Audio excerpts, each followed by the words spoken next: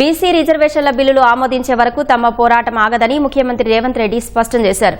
Telangana assembly పంపిన బిల్లులు 4 నెలల నుంచి రాష్ట్రపతి వద్ద పెండింగ్లో ఉన్నాయన్న సీఎం వాటిని రాష్ట్రపతి ఆమోదించాలని కోరారు.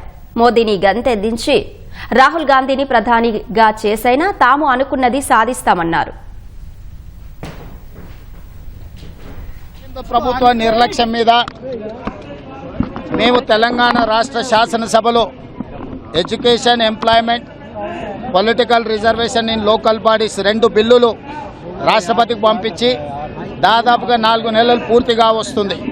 ఒక పక్కన తెలంగాణ హైకోర్టు స్థానిక సంస్థల ఎన్నికల్ని సెప్టెంబర్ 30 తారీఖు లోపల పూర్తి చేయమని ఆదేశాలు ఇచ్చిండ్రు. సెప్టెంబర్ 30 తారీఖు లోపల ఎన్నికలు పూర్తి చేయాలంటే తక్షణమే రిజర్వేషన్లు నిర్ణయించాలి.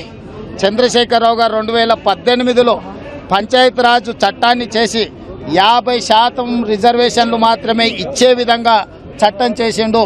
ఈరోజు ఆ చట్టాన్ని తొలగించి రిజర్వేషన్లు పెంచాల్సిన అవసరం ఉన్నది.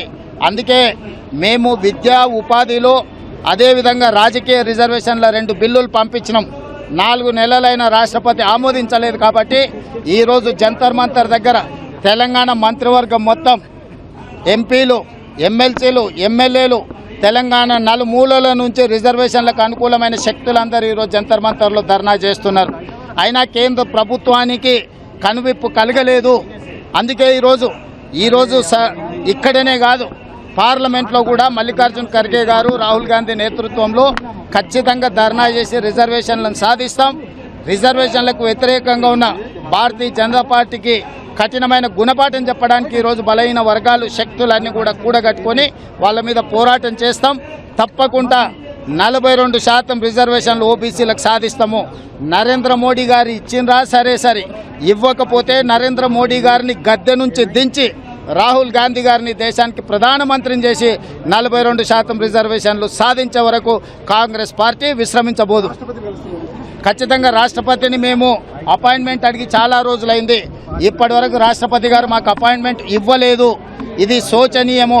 మేము ఎదురు చూస్తున్నాం. రేపటిలోగా రాష్ట్రపతి గారు మాకు అపాయింట్మెంట్ ఇచ్చి మా సమస్యను విని పరిష్కరిస్తారని మేము ఆశిస్తున్నాము.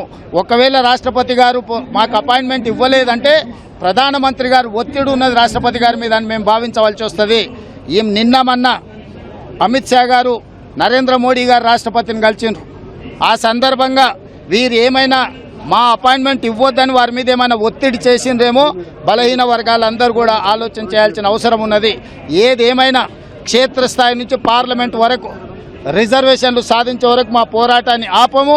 ఖచ్చితంగా మోడీ గారి బీజేపీ మెడలు వంచి రిజర్వేషన్లు సాధిస్తాం.